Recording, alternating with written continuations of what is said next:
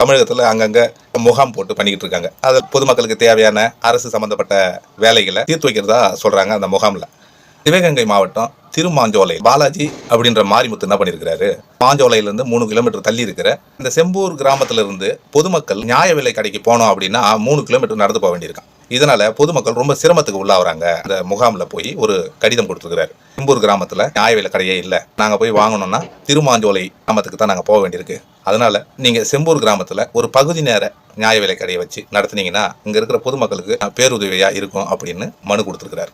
அரசுகிட்ட இருந்து ஒரு ரிப்ளை அவருக்கு அமைச்சிருக்கிறாங்க. என்ன அமைச்சிருக்காங்கன்னா, நீங்கள் போட்டித் தேர்வில் கலந்துக்கிட்டு நல்லா படித்து எக்ஸாம் எழுதுனீங்க அப்படின்னா உங்களுக்கு நல்ல வேலை கிடைக்க ஒரு வாய்ப்பு இருக்குது. அந்த லெட்டரை வாங்கினவருக்கு ஒரே பேரதிர்ச்சி. சம்மந்தப்பட்ட அரசு ஊழியர்கள் கொஞ்சம் சிந்திக்கணும். தவறுகள் எல்லா வேலையிலுமே நடக்கும், இல்லைன்னு சொல்லலை. அரசு மூலியமா இருந்து ஒரு கடிதம் வருது அப்படின்னா அது எத்தனை ஆஃபீஸர்ஸ் இருப்பாங்க, பியூனில் ஆரம்பித்து பெரிய லெவல் ஆஃபீஸர் வரைக்கும் இருப்பாங்க. இவங்க எல்லாமே பார்த்து கையெழுத்து போட்டு தானே அமைச்சிருப்பாங்க. இதை யாருமே கவனிக்கலையா அப்படின்றது தான் ஒரு பெரிய கேள்வி. அரசாங்கத்தோட பேர் கெட்டு